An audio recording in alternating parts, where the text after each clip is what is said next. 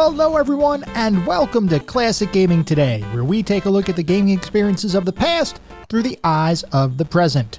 I am your host, Tony, and today we're going to look at Bonk's Adventure, a side-scrolling platform game developed by Red Company and Atlas, and published by Hudson Soft and NEC, released in 1989 for the PC Engine, otherwise known as the Turbbografx 16, here in the United States.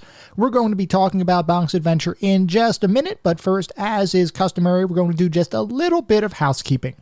This is episode number 27. I am excited to be here. I hope you all are as well. If you'd like to get in touch with me, send me advice, feedback, comments, suggestions for future episodes, or talk about classic gaming or technology in general, I would love to hear from you, and there are a couple ways you can reach out.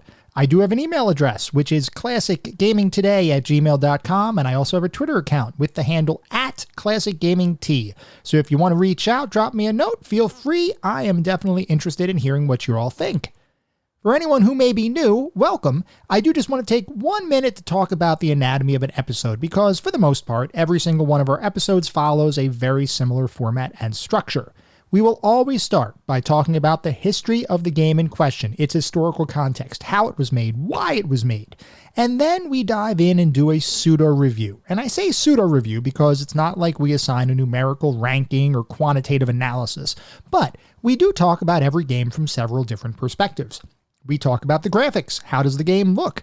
The sound and music. How does the game sound? What are the sound effects like? The narrative and/or story, if the game has one. Playability and controls, and the overall feel. What does the game feel like to play today versus when it was released 20, 30, or maybe even 40 years ago? And we do all of that to determine whether a game still holds up, whether the game still holds up today. And to do that, we assign every game to one of several categories.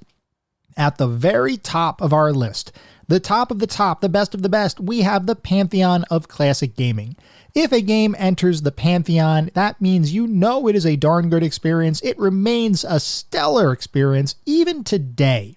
It has not aged at all. It just is something that everybody should experience at least once in their lifetime.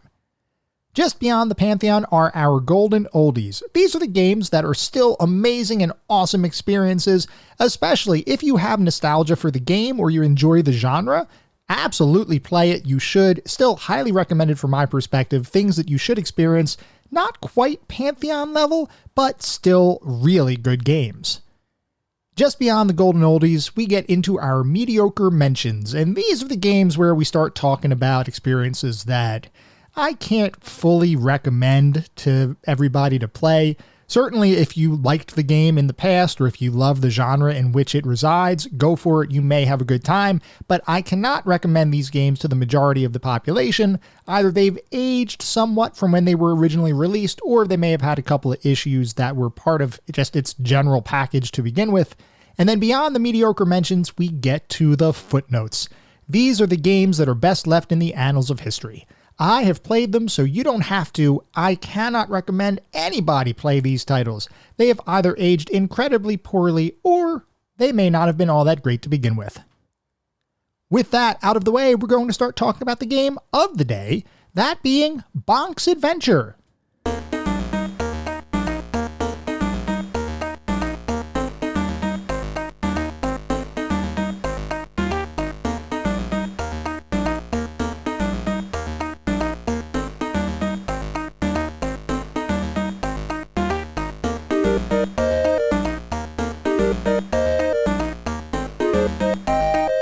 Bonk's Adventure is a side-scrolling platform game developed by Red Company and Atlas and published by Hudson Soft and NEC for the Turbbografx 16 back in 1989.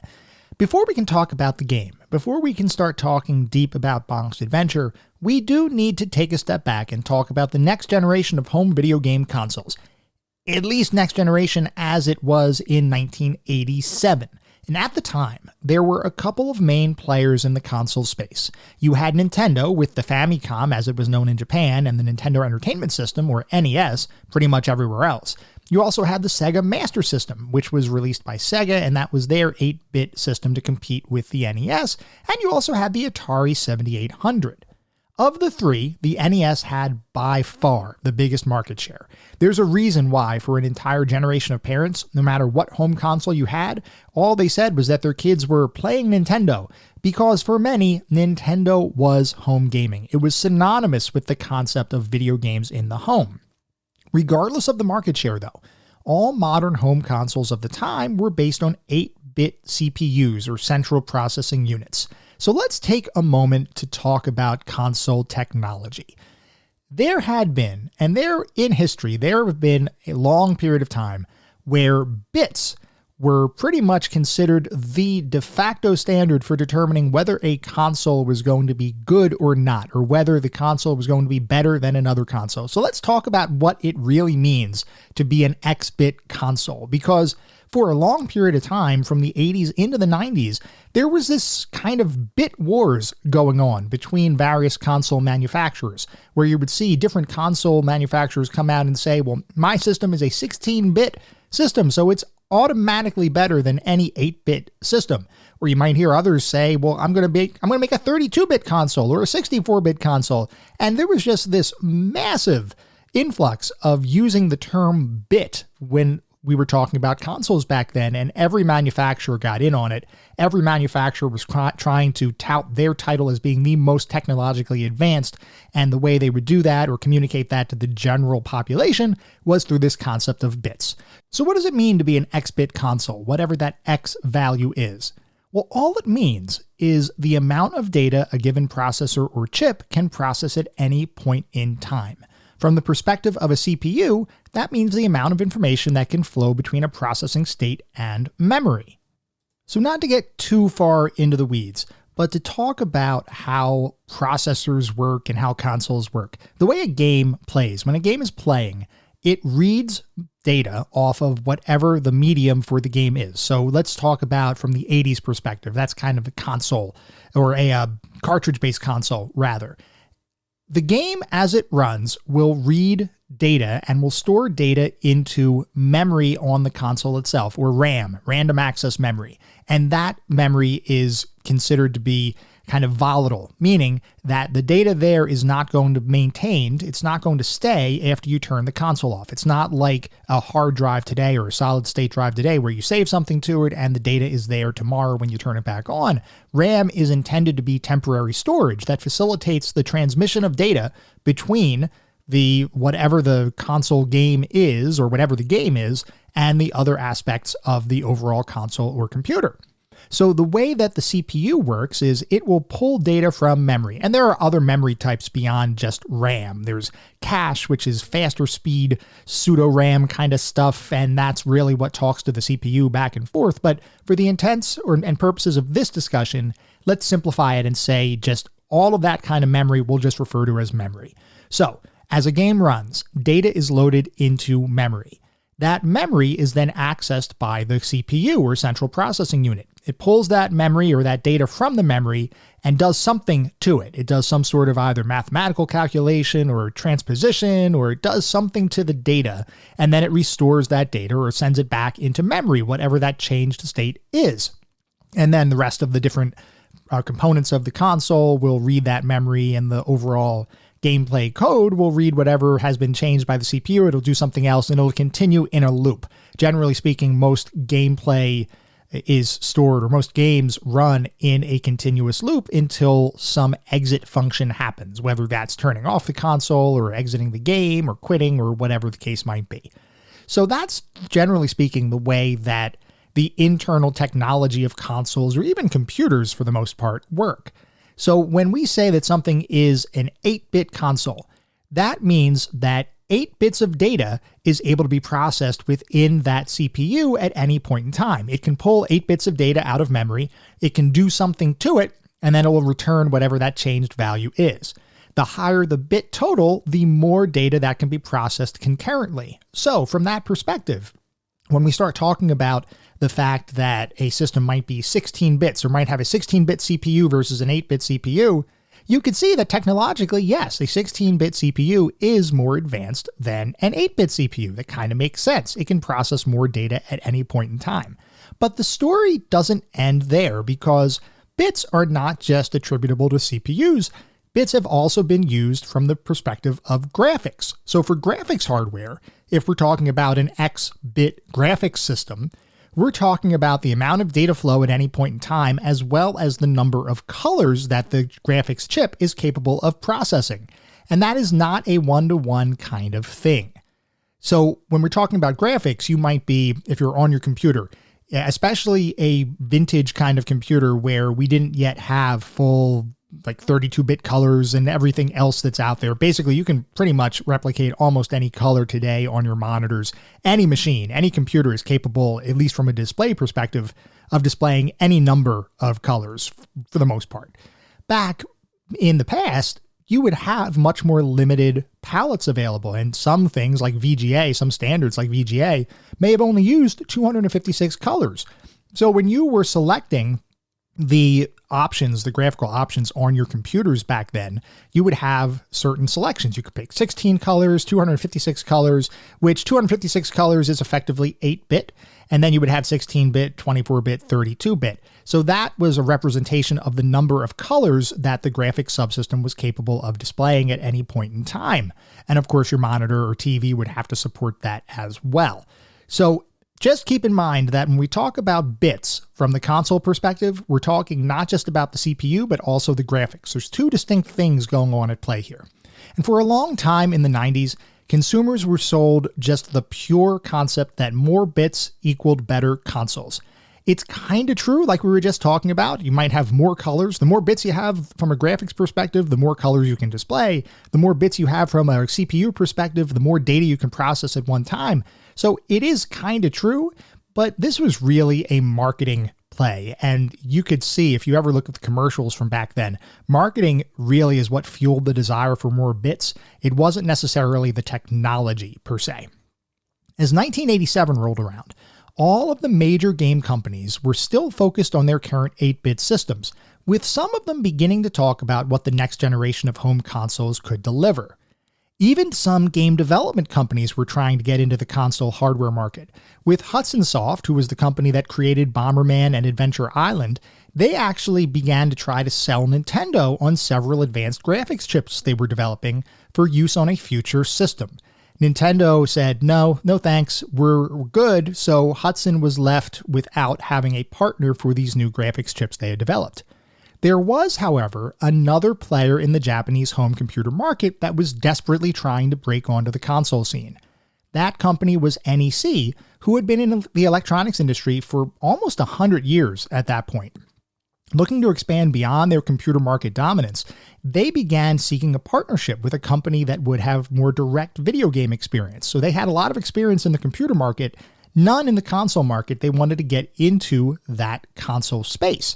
And luckily for them, as they were searching for a partner, they were able to find Hudson Soft. And timing-wise, the timing coincided almost directly with Hudson Soft's failure to sell Nintendo on taking their graphics chips and embedding that into their new hardware. So Hudson and NEC began a partnership that would eventually result in the creation and release of the PC Engine in Japan in late 1987. The PC Engine was a little unique. It was a bit of a hybrid console when it came to processing power. Like the other consoles of the time, the PC Engine would utilize an 8-bit CPU, so that's the amount of data that the system can process at any point in time. But it would instead use a 16-bit graphics subsystem, which made it more graphically powerful than the NES, Sega Master System, and other pure 8-bit consoles. In fact, the PC Engine was originally designed as a direct competitor to the NES. It had graphical capabilities that were much greater than any of the 8-bit systems available at the time, and NEC and Hudson believed that that would lead them to get a greater market share of the overall video game space. And in fact, that is exactly what happened. Shortly after release, it actually overtook Nintendo to be the highest-selling console in the Japanese market. And as you might imagine, NEC had big plans for the console. In 1988, they began the task of bringing the PC Engine to North America.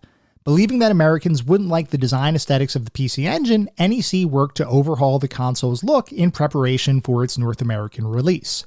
They also believed that the name PC Engine wouldn't appeal to American audiences, and in an effort to demonstrate that it was a more advanced console than its rivals, they decided to rebrand the PC Engine as the Turbbografx 16, which was an allusion to the fact that it had a 16-bit graphics processor, even though it did still have an 8-bit CPU. So as the Turbbografx 16 was being redesigned for the American market, a new feature was being added to Japan's PC Engine Monthly, which was a print magazine very similar to Nintendo Power, if anybody's familiar with that. Nintendo Power was pretty pervasive in the Nintendo realm. PC Engine, or NEC, had a similar monthly magazine called PC Engine Monthly. And in that magazine, there was a new comic strip that had just been introduced, featuring a character named PC Genjin, which was a play on words meant to sound like PC Engine, but instead referring to a prehistoric caveman who would use his head, literally, to solve any problems or overcome obstacles in his way. That comic strip would become an instantaneous hit. If we fast forward to 1989, we will find NEC finally ready to release the Turbbografx 16 in North America. The only problem, though, is that they didn't have a well-known launch title that would be recognizable to North American consumers. And let's talk a little bit about launch titles, because they're fairly important in the history of video games in particular. A lot of times when a console would release, and even for a short time thereafter, there were not a ton of games available for the home market. There weren't a ton of games available for these consoles. When you would have a console release, you might have as little as 2 or 3 games that would release concurrently with the actual console. You'd have to wait for a period of time before you'd get new games.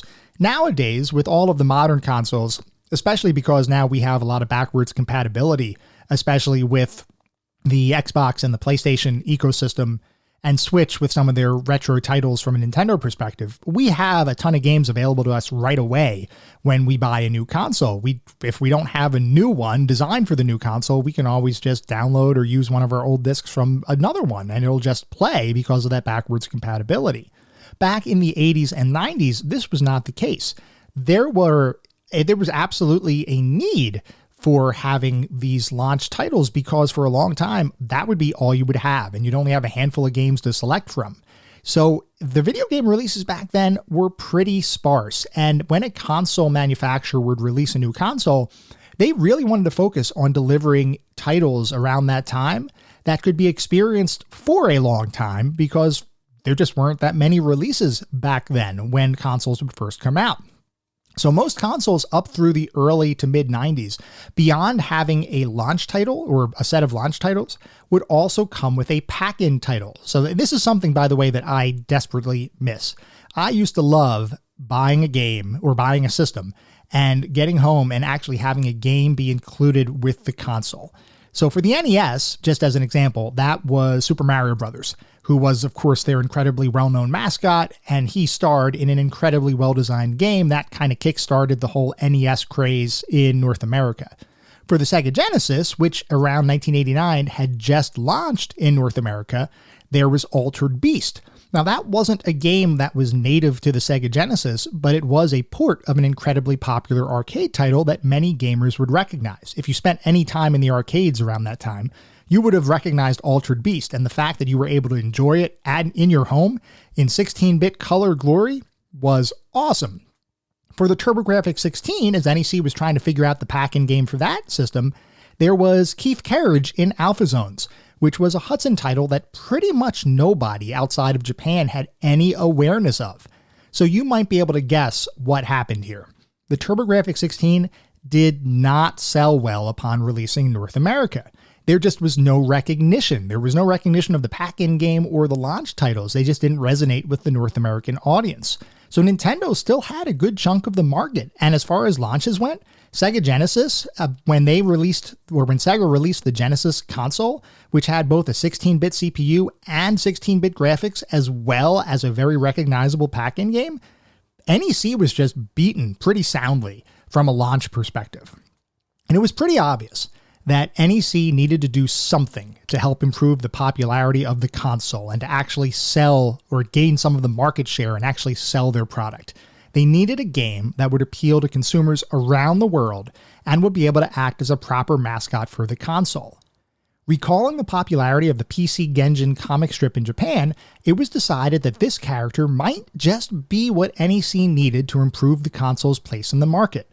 So Hudson Soft, Red Company, and Atlas began work to convert that comic strip into a game, and while it would be still called PC Genjin in Japan, in North America it would get a bit of a catchier title, at least from my perspective. That title would become Bonk's Adventure.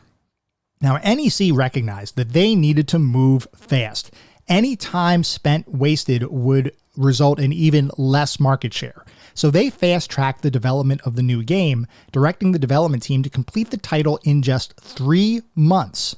Around this time, Bonk started becoming a major part of the marketing for the Turbbografx 16 console, so it was imperative that there was significant focus placed upon getting the game completed on time. They kind of didn't have a choice. NEC had pivoted, and they were basically putting all of their eggs in Bonk's basket. So if Bonk was going to be delayed or there was going to be an issue with the development, they were going to be in a really difficult situation. Luckily, the team that was tasked with creating the game had done prior work creating platform titles in other systems, like Adventure Island, and they had a general understanding of platformers in the industry, such as Super Mario Bros. So the team began to create the gameplay mechanics and structure of Bonk's Adventure. Similar to Adventure Island, the game would be very colorful, with large, sprite-based graphics and characters absolutely dwarfing similar efforts that existed on the NES and similar systems. The size of the sprites on Bonk in comparison to, say, Super Mario Bros. Is pretty dramatic how much bigger Bonk's graphics or Bonk's sprites were. This was really able to utilize the power of the system's 16-bit graphics processor, so there were more varied colors that were able to be displayed on screen than ever before. The visuals, just in general, were incredibly impressive for the time. As far as gameplay mechanics go, rather than just jumping and running through levels, Bonk would have the ability to headbutt pretty much anything, including projectiles that would be fired at him. He'd similarly be able to perform a diving headbutt move to eliminate enemies with even greater speed, and could even spin repeatedly in mid-air and climb walls and ledges using his teeth. And this is one where, because the Turbbografx 16 came with turbo built into the controller, if you had a Turbbografx 16 and Bonk's Adventure, if you jumped and you turned the turbo button on the jump, you would literally be able to spin in mid-air and navigate a level pretty easily, just effectively by floating. Beyond that, there was a progressive power-up system that was added to the game, as were secret levels, hidden rooms with extra lives and health-restoring food, and other traditional platform gameplay mechanics. The character design was largely fantastical and cartoon-like, with the team even going so far as to create caricatures of several company executives for inclusion as enemies in the game, which I think is just awesome. I love when development companies or gaming companies do a little bit of these kind of almost cheeky kind of things, including caricatures of executives or other team members in their titles. Adventure Island would be popular for the actual main character in Adventure Island was based on a fairly famous Japanese, I believe, game player. I'm not sure if it was a developer or not, but his claim to fame was being able to hit the buttons on the controller faster than almost any human alive. There's probably more to that story. I know there's more to that story because I looked at it before, but I don't recall all the specifics off the top of my head. So if that sounds interesting to you, go ahead and look it up, or maybe we'll talk about it in a future episode. The game world, going back to Bonk, the game world would eventually be mapped out with a multitude of different environments across 5 distinct worlds, each of which had a different boss with specific attack patterns that would need to be reacted to in order to be successful. This would all culminate in one final boss gauntlet, after which you'd have the opportunity to tackle the main boss of the game. Now somehow, and this is one of those things where back then development was just different, somehow the team managed to complete the game in the prescribed 3-month development window, and that resulted in Bonk's Adventure being released to consumers in North America in 1990, with a Japanese release that actually occurred a few months earlier back in December of 1989.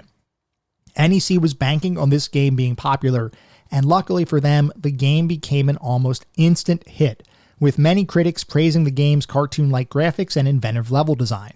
Some media outlets had even included Bonk's Adventure on their top games of all time list, with other publications rating it as one of the best games to play upon its release. Gamers also became enamored with the title, as it would quickly become the highest-selling Turbbografx 16 game of the time. It seemed like NEC had finally found their mascot. However, Hudson didn't fully see it like that. They would actually enter into agreements for the game to be ported to several other platforms like the NES, Game Boy, and Amiga computer system. While it's not the first time that a prized mascot would appear in a system not owned by their parent company, it certainly didn't help with maintaining exclusivity for the Turbbografx 16. And in this particular instance, exclusivity for the Turbbografx 16 would have been very important because it was kind of behind in the market to begin with. So the fact that Bonk was available on other systems didn't really do all that many favors for NEC and what they were trying to do and how they were trying to capture more of the market. It was a little bit of a dilution. It diluted its significance as it related to the Turbbografx 16. That being said, the Turbbografx 16 version was still superior to other home consoles. The Amiga, some may argue that the Amiga's graphics were a bit better than the Turbbografx 16 version. I think that's personally a little bit of a matter of taste. Anyway, unfortunately for NEC, and despite Bonk's popularity, the Turbbografx 16 system would never really catch on in America, and it underwhelmed so much that plans to release the console in Europe were scrapped entirely. The system would remain in the market for several years, and several Bonk sequels would be developed for the console, but it never truly gained a competitive foothold, especially after the release of the Sega Genesis and Super Nintendo systems, Super Nintendo coming a little bit after the Sega Genesis. While NEC and the Turbbografx 16 system would eventually fail, Bonk himself does have a lasting legacy. Beyond the original title and 2 sequels developed for the Turbbografx 16, he'd appear again in a 3D remake released in 2003 by Hudson Soft as a Japan exclusive for the PlayStation 2 and GameCube systems. It would subsequently be re-released on both the Wii and Wii U virtual consoles, becoming one of the highest-selling virtual console titles for the platforms, and would even make its way to the Turbbografx 16 mini console that was released in 2020. And I do have the Turbbografx 16 mini console, which is kind of an awesome piece of hardware, by the way. It's not very powerful, but the nostalgia that comes with that, and the fact that it was such a limited run, especially from a North American perspective, where the Turbbografx 16 never really caught on when it was released, it's kind of cool to have that, and it's cool to have Bonk in that format. I do actually have an original Turbbografx 16 as well with Bonk's Adventure. I had never really played it so much back in the day. I was still very much a Nintendo kind of guy back then, but I enjoyed the fact that I had it and I did play it from time to time. And that was just the way it was with the Turbbografx 16. Back when it was released, it was more of a curiosity almost, and it remains a bit of a curiosity in classic gaming as opposed to a true console juggernaut. But regardless of that, and despite that fact, Bonk, as he became the eventual mascot for the system, has found a place in the hearts of gamers everywhere. Who couldn't love a caveman who solves all of life's issues with a swift headbutt? Bonk's creators would eventually leave the video game market entirely, leaving us all to wonder if we'll ever see a new adventure in the whimsical prehistoric series. Whether we do or not, the fact remains that the original Bonk's Adventure, while perhaps not as popular as other mascot-driven titles like Super Mario Bros. Or Sonic the Hedgehog, is still a game that should not be forgotten.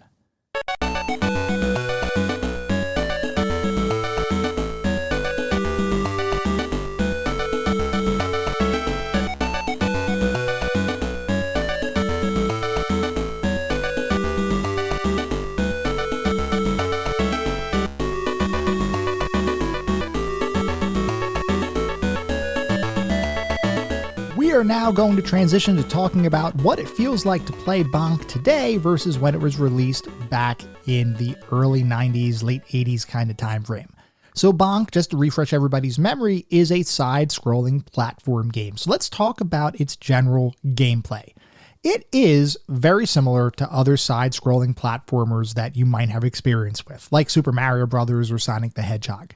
So the way you would work, or the way the game would work, is you would enter into a series of levels, and each level you would have to progress from side to side, and in some cases vertically, to get to the eventual goal. And along the way, as you would progress through those levels, you would encounter various enemies and obstacles and traps in the eventual sequence of trying to get to the final boss of each of the worlds. So all levels were collected into a series of worlds. In Bonk, there were 5 total worlds, each of which had a boss, and then you'd eventually get to one final big bad boss at the end. Now, interestingly here, and this was a bit of a deviation from traditional platform style gameplay, each individual world would not necessarily have the same number of levels. And when you think about a platformer, typically, if I think about Super Mario Brothers, I very immediately think, okay, the original Super Mario Brothers had 8 worlds, 4 levels in each world, 32 total levels, effectively. Similar kinds of concepts existed for other platform titles. There was generally expected to be a degree of consistency as you progressed through a game. With Bonk's Adventure, you didn't really get much of that. There would be 5 worlds, and each world would have a collection of levels, but the number of levels in each of the worlds varied dramatically. And I don't know why exactly that was, but that was the way they designed the game. Each of the worlds could have between 1 and 8 individual levels embedded within its overall world. There was literally one world, I believe it was World 4, where just one level represented the entire world. And there were other worlds, like I believe World 2, that had around 8 stages in it that you had to progress through. Now, as you would progress through the game, unlike some other platformers, you would have a full HP kind of system. And in this game, you would get 3 hearts and 3 lives. Now, the hearts didn't just represent a single hit from an enemy. The hearts could be partially depleted if you were hit by less dangerous enemies or various sorts of obstacles or dangers that might be in the world. Some attacks were much more damaging than others, and especially some of the boss attacks that you'd eventually get to were incredibly damaging.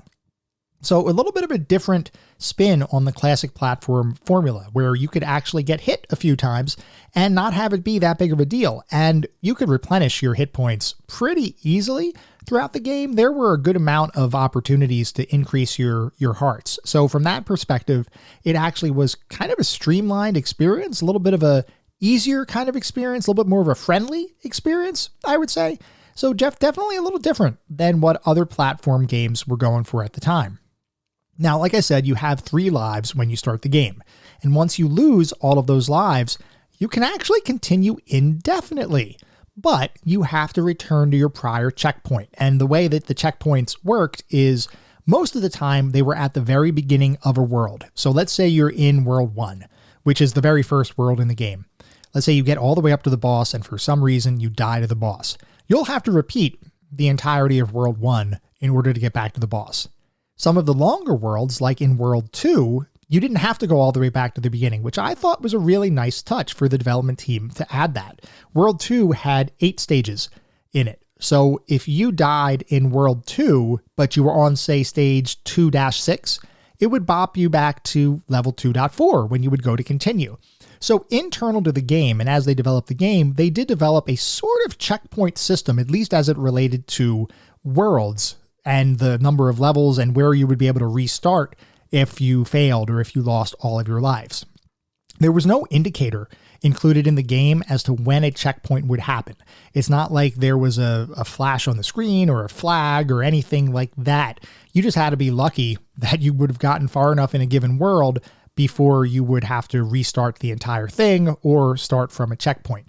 And I will say that that actually happened to me when I was playing through the game and I was in World 2. I got up to, I think it was World 2-7 or something like that, and I ended up losing all my lives.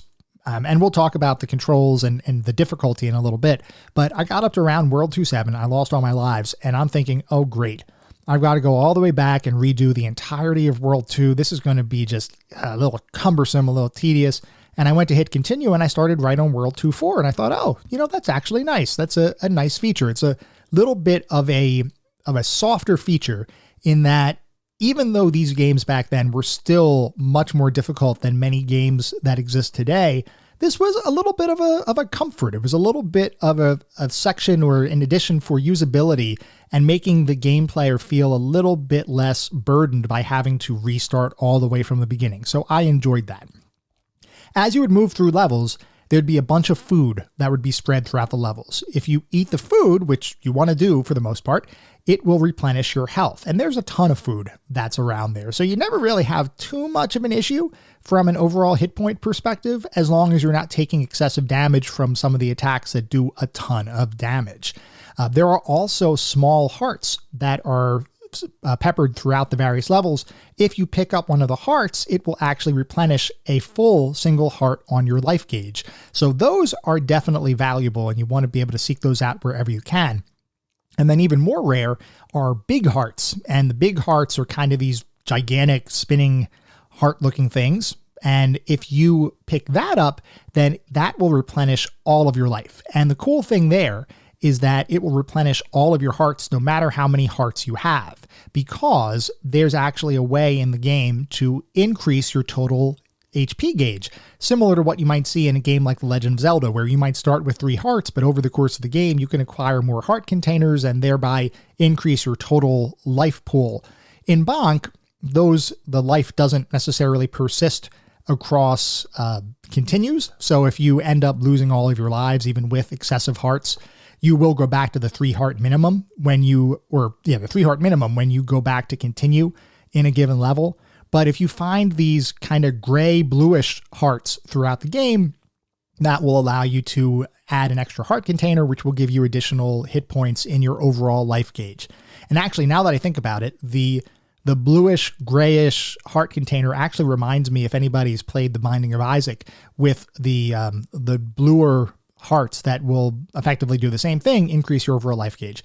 Totally random thought that just popped into my head, but I wonder if that was an inspiration for Isaac. Anyway, as you move through the world, you can also collect smiley faces, and those will help you refill your health depending on how well you do in the world and how many you collect by the time you beat the world. So the smiley faces are basically just a bank that isn't really used for anything until you beat a given world's boss. And then once you beat the world's boss, the smiley faces will count down, the game will give you some points, and as it's counting the smiley faces down, it will replenish your hit point gauge by a little bit for every smiley face that you collect. So it is worth it to collect smiley faces as much as possible, because when you go into the next world, when you transition from World 2 to World 3, as an example, after you beat World 2's boss, your hit points are not automatically given back to you. You will continue the game with however many hit points you had left, which can be dangerous in some situations. And you really want to be able to conserve your hit points and conserve your lives as you move throughout the game. Beyond the traditional food that you can eat throughout the levels to regain your hit points, there are also chunks of meat that act as power-ups, and with each piece you become more powerful. So there are 2 different kinds of meat. There are small chunks of meat and there are large chunks of meat. For the small chunks of meat, if you eat one of them, your damage and defense will go up, and you'll actually change into a little bit of a different color to demonstrate that you are in fact powered up. If you eat 2 small chunks of meat, or eat an extra small chunk of meat while you're still powered up from the first one that you ate, you'll become invincible for a short time, and then you'll kind of flash a rainbowish kind of color, and you'll be able to basically just tear through the level and enemies and whatever else that might be in your way. At the same time, there are large chunks of meat that are around in different levels or that different enemies may be holding. And if you eat one of those large chunks of meat, you'll also become invisible for a short time. So basically one large chunk of meat is the equivalent of 2 small chunks of meat. It's just you get it all in one fell swoop. Most of the time, those large chunks of meat are actually held by oddly colored enemies in the game world. So if you're going across a level and you see a bunch of normally colored blue enemies, let's just say, and in the middle of them is one red enemy, you could almost be guaranteed that that red enemy is holding a large chunk of meat. So you might want to prioritize defeating that enemy to pick up that large chunk of meat, become invincible, and then be able to take out all of the other enemies that might be surrounding you.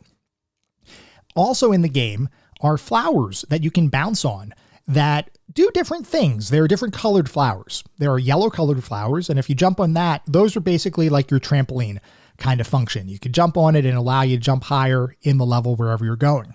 There are also red flowers, which can contain food. They also may contain hearts or be a trap. And that's one that I will say the game designers actually did a pretty good job of faking us out sometimes as we play the game, because there'll be certain sections, and it started to get a little telegraphed as you'd play the game.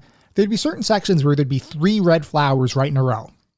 And at that point, the way the game had been designed or the way the levels had been designed, for the most part, you're getting up to them and you may need some hit points. And you think, oh, great, I've got 3 red flowers. That means 3 opportunities to get either food or heart containers that will allow me to replenish my hit points. So you jump on the first flower, you get some food, and you're like, okay, this is going to be great. You jump on the second flower, and suddenly it turns into this manic, ghost, yellowish kind of flower thing that chases you throughout the level until you kill it. And it's like, oh, come on. Did you really have to do that? Did you have to fool me out or fake me out like that? So they did use that. And I will say, though, that's sort of an interesting mechanic. I did enjoy, actually, surprisingly, the trap there. It kept me on my toes. And it was almost like a risk versus reward kind of thing where if I knew I needed hit points, I was like, I have to hit this flower. But I also knew that it may not give me the hit points that I'm looking for. And it may actually spawn an enemy that would be something that could take away more hit points. So that risk versus reward actually was an interesting mechanic. I don't know that they intended it fully to be as interesting as it was, but it did add a degree of tension to each of the levels as you were going through there. There were other flowers, by the way, that would reward a blue heart, that blue-gray heart we were talking about that gives you an extra heart container. So that's one of the primary ways that you would get one of those heart containers. I don't know exactly how many the maximum heart containers would be if you would find it. I found maybe 2 or 3 during my playthrough. I don't know if there are others out there. I don't know what the maximum amount of hearts are. It'd be very interesting if anybody knew. So feel free to drop me a line if you do know that or if you want to talk about it. As you would continue to progress through the levels and accumulate points, you would, similar to other platform experiences, get extra lives at various point levels. So once you get your first 10,000 points, you'd get an extra life. Once you get the 20,000 points, you'd get an extra life. And then every 20,000 thereafter, you'd be able to get an extra life. One of the things that I found interesting about the game as I was navigating the game world is that a lot of levels had a good amount of secrets hidden across their worlds. And there's a number of different ways that you could discover these secrets. Some of them might be discovered by jumping your head into blocks that might be above you, very similar to what you would see in a Super Mario Brothers title. Others, you might see some oddly colored or textured walls in the world, and you could walk up to it and headbutt it, which will then eliminate that block and open up a doorway that you'll be able to go into a cave or something else that might have some power-ups, extra lives, food, things like that. The interesting thing, or the thing that everybody has to keep in mind, is that in this game, you use your head for everything. Do not be afraid to use your head whenever it seems like you may need to, because it literally is used for everything. It's used for defeating enemies. It's used for unlocking secrets. It's used for deflecting projectiles. Your head is your weapon in this game, and it does a pretty good job of it. So as people probably have told you throughout your lives, use your head. It's going to work in this particular instance. Anyway, before we get into the more specific elements of the game, I do want to read what the back of the box says, because as you all know, I love looking at how different companies and development groups and marketing, how they try to sell their games to the end user, the end consumer. Because back when we're talking about these time frames with all of these classic games, or at least most of the classic games, you may not have had magazine articles readily available that you could go to and read reviews. Or you may not have had the internet. Certainly when Bonk was released, we didn't have the internet to be able to go and look at a YouTube-like site to see gameplay videos or see what the game actually looked like in motion. So we would have to rely a lot of times on what the box showed. You might be walking around a video game store and you see a box that looks cool. That literally was the way that we bought a lot of our titles back then. So for Bonk's Adventure, the back of the box says, Bonk's Adventure 16-bit graphics adventure game. Bonk yourself out in this head-button, head-splitting adventure. As Bonk the Caveman, use your head against Congozilla, Tractorhead, and the wackiest array of prehistoric foes ever seen. Be sure to eat your meat and vegetables as you power up to battle evil King Drool himself. It's a real headbanger. And then just a couple of bullet points. There are number of players 1, number of levels 7, plus secret bonus screens, ages 8 years to adult. And then, of course, they have some images on the back of the box. So that was how Bonk's Adventure was sold for the Turbbografx 16 when it first came out. That was what the box looked like. So a little bit interesting. I would say that from my perspective, I don't know that it sells it super well. I think it could have been done a little bit better, but it's still not bad. Now we're going to talk about the individual aspects and elements of the game, and we're going to start by talking about the game's graphics. So as we talked about, Turbbografx 16 provided a 16-bit graphics subsystem, which was ostensibly more detailed or had the opportunity for better details than what you would see in other 8-bit systems of the time, like the NES. And I've got to say, the graphics definitely feel like a step up from the NES.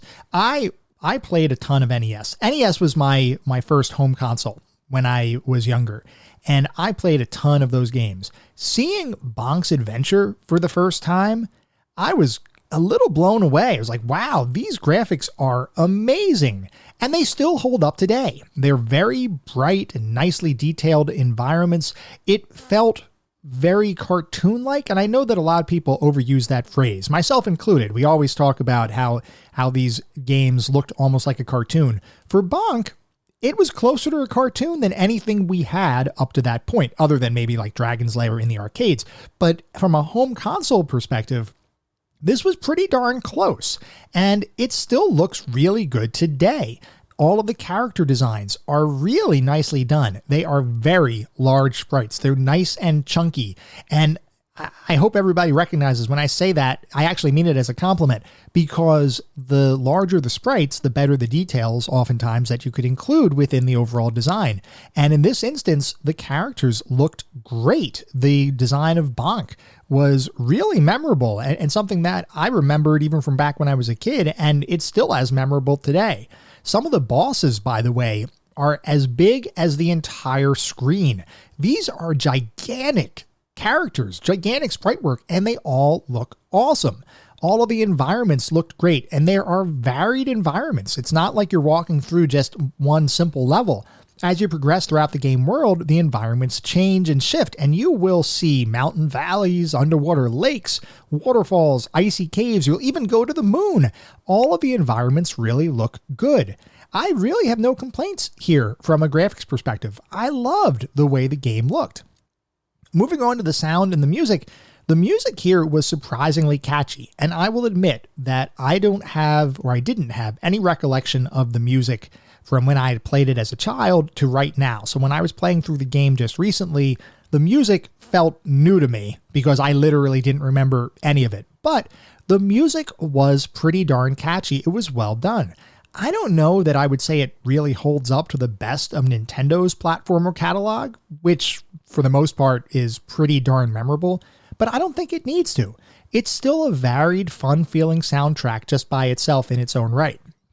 Each of the tracks matches the environments nicely, and the general music, just from an overall perspective, seems very reminiscent of Hudson's Adventure Island, which, considering Hudson also worked on Bonk's Adventure, probably isn't particularly surprising. And I will say, now, I may not have remembered the music from Bonk's Adventure. I do remember the music from Adventure Island. That one is emblazoned in my brain forever. Maybe that's just because I played that game more than Bonk back in the day, but the music was still of a relatively good quality, same kind of quality, and I enjoyed it. It sounded really good today. All of the sound effects, by comparison, were also good. I really especially liked the crunchy noise that you hear when your head hits a boss's weak point. Overall, no complaints here. The sound is really good, and it sounds just as good today as what it did back then. Moving on to the narrative and story, it's pretty typical platform fare. You play as Bonk, who's a prehistoric caveman who has to save his friends, all of whom have been placed under some sort of mind control by the evil T-Rex King Drool. He's also kidnapped the princess of Moonland, and as you might imagine, you have to go save your friends, rescue the princess, and defeat King Drool once and for all. We've talked about platformers before, and I've often said you don't need a ton of story in a platformer because most of the platform gameplay, or most of the platform's goal, is focused on the gameplay. And with Bonk, it's no different. The story here works. It's pretty much a backdrop for the main focus of the game, which is that gameplay. So from that context, I think that Bonk actually has the perfect amount of narrative and story for a platformer. It gives you that background. It paints that background perspective, but then it steps out of the way. It gives you an overall goal or an overall focus of what you're trying to do in your adventure, but then it just fades away and all you're left with is the game and the gameplay. And yes, there is that overall or overarching goal of trying to save your friends because of something bad that another character or another boss did, but that's all it does. It just gives you that overall direction. And I think it works. And I really appreciate the fact that there was a narrative included, but it didn't overstay its welcome or it didn't overstep its bounds. It was basically exactly what it needed to be for a platform-like experience. Moving on to the playability and controls, there's actually a lot to talk about here. So let's dive in. Generally speaking, as you move around the environment, you walk and jump around side-scrolling and vertically scrolling levels. And you do have a number of moves. It's a pretty varied moveset considering when the game was released. You can either headbutt from a standing position, so you could stand still and just headbutt continuously as monsters approach you or as you approach monsters. You can also jump in the air and do a flying headbutt, which you can chain together for continuous bounces on enemies, which I particularly enjoyed, by the way. So you can either jump up and slam your head down onto an enemy that's on the ground, and a lot of times that may kill the enemy you're fighting because the flying headbutt is an incredibly powerful move in comparison to some of the other moves that you have. If you miss, though, and you land on the ground, you will become stunned for a couple seconds, at which point any enemy around you could pretty much attack you and put a world of hurt on you. So you do have to be careful there, and it takes a little bit of getting used to figure out the right distance and the right timing to do those flying headbutts. But then if you do attack an enemy that might be aerial or an enemy that has some additional hit points, you can actually juggle yourself on top of that enemy by continuously flying headbutting them, which I thought was a really interesting mechanic and I enjoyed. You can also jump in the air and do a continuous somersault, which allows you to sort of float in the sky as long as you keep somersaulting. And we mentioned earlier that if you have an actual Turbbografx 16 controller and you have the turbo buttons there, you're able to turn the turbo on and just continuously spin in midair. And that will make some levels go ridiculously easy because you could effectively fly over a lot of the obstacles. I didn't personally do that because I wanted to experience the game as designed. And you might say, well, hey, NEC designed the Turbbografx 16. They added the turbo button right there. They added that functionality to the game. So technically it is as designed if you want to use that. And I would say, yes, you're absolutely right. But I wanted to feel what the act of truly platforming in the game was so that I could compare it to other experiences that I had. So this is not about trying to make the game more difficult kind of thing. It was just purely how I wanted to experience the game. So I didn't use any turbo as I was playing through the game. As you navigate the environments, you'll reach places where you can swim, climb up ledges, swing across vines, jump from platform to platform, and bounce on clouds. So the overall navigation of environments and the controls associated with that navigation are pretty varied as well. As far as climbing up on ledges, just for reference, it's not like the traditional I grab onto a ledge and climb up kind of thing. You will use your teeth. So you jump onto a ledge, you mash the button, and then you're able to climb up. And you can also use that to climb vertical walls that may be a little bit too high for you to jump up to the top of anyway. And that's actually used to great effect in one of the levels, which is purely a vertically scrolling level where you pretty much have to climb up walls and dodge enemies or fight enemies and things like that. So it's used to pretty good effect throughout the game, and it was interesting. I thought it was a nice, interesting aspect of the character, and certainly fit in line with the character, that in order to climb, you actually use your teeth rather than your arms to climb up. So overall, the controls were varied and the game felt pretty good to play. I will say, though, there are some issues with the movement scheme in the game, especially in comparison to how I was used to playing platformers. The biggest issue from my perspective is that there is no run button. In Super Mario Bros., you can hold down the B button to run around levels, which, believe it or not, some people actually don't use or don't know about, which boggles my mind a little bit. Whenever I played Mario, I always used the run to run through the levels. Maybe I'm a little bit reckless, but I enjoy running through the levels. I think it just makes it feel really good to do. But in Bonk, there is no way to run. All you can do is walk at whatever his typical normal speed is, which throws you off a little bit. It means that getting enough momentum to clear certain jumps or to reach far off platforms feels really odd in my head as I'm approaching these obstacles in the game. I feel like I need to get a running jump. So the way I would play it in a Mario Brothers game, I would back up a little bit, enough to get a running speed, or got up to speed from a running perspective, and then I would jump as I would get close to the edge of the platform, which would enable me to clear that platform. In Bonk, you can't do that. So I would oftentimes find myself trying to do that. I'd back away from the gap or wherever I was, and I would try to get a running jump, and then I'd remember, crap, I can't run. So there was really no need to do that. So it made it just feel disjointed from what you logically believe you should be doing. And I think part of that is just programming. Because, and by programming in this context, I mean just our own psychological or muscle memory programming, because the way a lot of platformers operate, especially games like Mario Brothers, is you do need to use the B button to get a running start. And in Bonk, you can't really do that. The second issue I had with the overall controls is that as you're moving around, you have little to no inertia at all. And this is something that is a little bit tricky to get right. But the best platformers, like the Mario series, has just enough inertia to make it feel like you have momentum in your movement, which makes the game feel more natural to play. Trying to play a game without any inertia is a very odd feeling, and it does take quite a bit to get used to, especially when you combine that with the no-run situation here.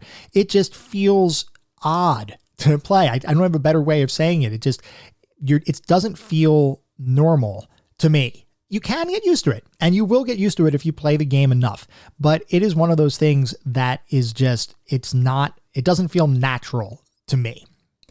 Getting the hang of the flying headbutt also, and its targeting, and I mentioned this just a little bit ago, but it bears mentioning again. It does take some time to get that aim down and to get the right timing down for when you'll actually do your flying headbutt move.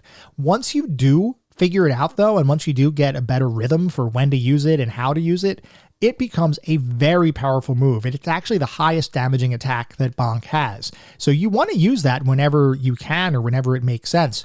And in certain areas, because like we were talking about before, you can bounce up and down by using repeated headbutt moves. That is especially useful when you go and fight the bosses. And some of the bosses are pretty darn easy. The first boss in particular is very easy. And if you do this flying headbutt juggle move that I've been talking about, you can basically just jump on top of his head, just juggle yourself continuously for 5-ish hits or however many hits it is, and then defeat him and he's done and you move on to the rest of the game. So it is a very useful move to learn and to get better at. Overall, from a playability perspective, it could be better. I mean, it's not bad. They're not horrible, but they're also not great. You do get used to them, and it does become more natural as the game goes on, especially as you near the end game where you've already played the game for a pretty good amount of time. You feel pretty much more comfortable with the controls, but I don't know that I would go out of my way to replicate the Bonk style controls for other games. I would probably use some other well-known platformers as my framework or as my foundation for the control scheme.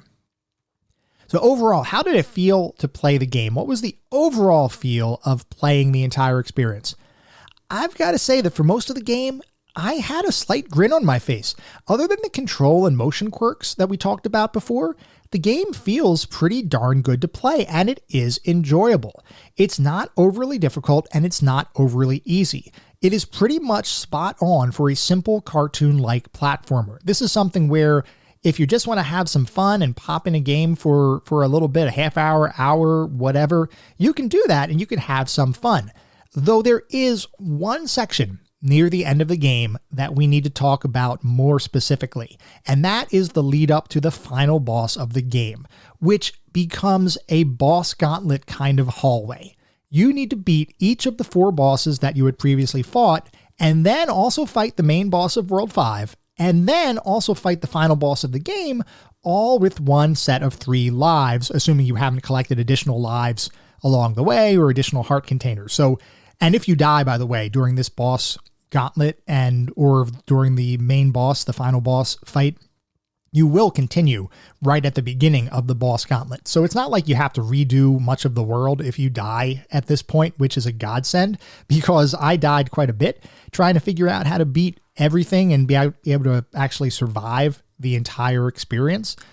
But that means that you're going to start with your base 3 lives and your base 3 hearts. So any of the additional hearts that you may have found along the way in your adventure have gone away if you die there. So to talk about the individual bosses, because we haven't talked about the bosses other than the one in World 1. Some of them are pretty easy, but there are a couple that aren't.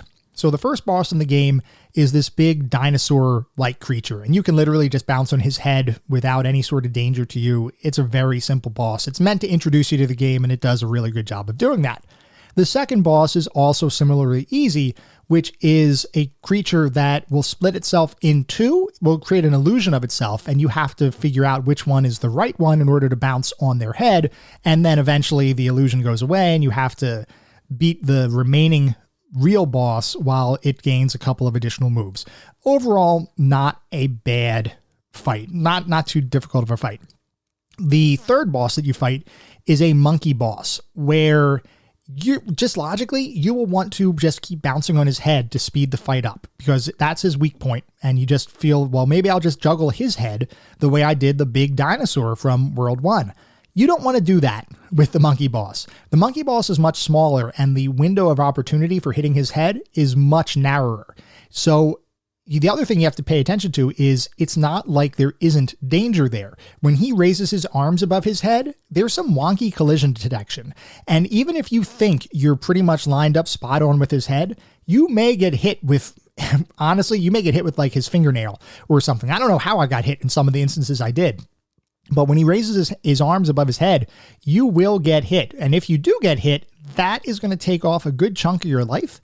And it's also going to make it that much more difficult to get back in position, because he also tosses some boulders your way or blocks as the game or as the fight progresses. So you do not want to take any chances with that boss. And he was responsible for a lot of my deaths before I figured out exactly how I wanted to tackle him. When I was playing it in the regular game, like as actually in World 3 versus this boss gauntlet at the end of the game, I didn't have too much difficulty, because even if I had lost a life, or even if I had lost some hit points, if I beat him, I was going to get on to the next world that would unlock the new checkpoint, so I didn't really care. Doing this boss rush or this boss gauntlet, you have to conserve as much as you can in order to be successful later on the main boss. So you want to be a lot more careful here. And to figure out the best way to beat him carefully was a little bit of a challenge. Beyond him, you also fight a boxing boss. He isn't too bad. Once again, his weak spot is on his head, and he's kind of big, similar to the World 1 boss, but you don't want to let him hit you with a lunging punch. The lunging punch will take away nearly all of your hearts, which is just horrible. It's got to be the most damaging attack that an enemy has in the entire game. When I got hit with that, I just was like, what just happened? I thought the game glitched for a second, because no other enemy has an attack like that. But then I realized that, I guess that's just one of his special attacks. So you have to be much more careful when you're attacking him. So then you finally get past that boxing boss, and then you go up to the World 5 boss, which is kind of this tank that you have to bounce a few times. Well, more than a few times, but you've got to bounce on an antenna. That's not too bad. You just have to figure out the timing of that one. And assuming that you beat that then effectively frees the princess. So you have freed the princess at that point, but you have not beaten the game.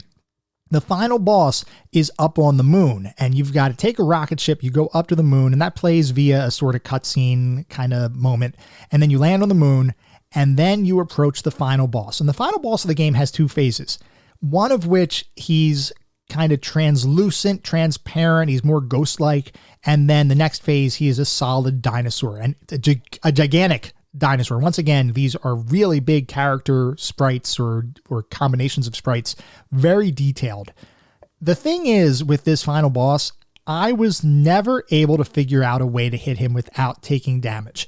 That might be through a fault of my own, but I never found his weak spot. I don't know that he has a weak point. All of the enemies or all of the bosses up to this point had a pretty easily telegraphed weak point I believe all of them were on their head, other than the antenna on the tank boss before you get to the main boss of the game. So you were pretty easily able to see where the weak points were on most of the bosses. For the final boss, I could not find a weak point, and every time I tried to hit him, I would take some degree of damage. And I don't know. I might have missed something. If I did miss something and you guys know about a way to attack him without actually taking damage, let me know. But if not, if there isn't really a place where you can attack him without getting hurt, I truly believe that's an issue with the game's design. I don't think there should ever be a requirement to trade hits with a boss, unless it's part of the overall core mechanics. This did not feel like part of the core mechanics in that the boss didn't seem like he was designed to have a back and forth kind of battle. It just seemed like either through odd hit detection or just the way the game was designed, it was always going to hurt you. So I think there's a little bit of a design issue there. Of course, like I said, I might be missing something. So if so, let me know. That being said, other than the final boss rush, I was pretty content with the game overall. It's the kind of game you play when you want a lighthearted romp through a colorful world. Other than that final set of boss fights, which are dramatically more difficult to get through successfully, the rest of the game, I enjoyed quite a bit. So, what is our verdict? How well did the game hold up today? Where does it sit in our overall hierarchy? Well, considering the short length of its development, this is a surprisingly competent platformer. It never reaches the heights, though, of the best of the genre, but it still holds its own, and it is still very playable today, albeit with some frustrations and irritating design decisions. Still, I do believe it deserves a playthrough, and for that reason, Bonk's Adventure is one of our golden oldies. I don't think everyone's going to love it, but I bet most will appreciate what the development team set out to do. Plus, as a representative as one of the first 16-bit graphics platformers, it still looks really good today. It's not that long of a game, other than the very difficult final section, which you'll have to most likely replay multiple times, but that's actually not a bad thing. It's the perfect game for a laid-back afternoon gaming session. If you've never experienced it before, you should give it a go at least once in your life. Mario and Sonic it isn't. What it is, though, is one of our golden oldies.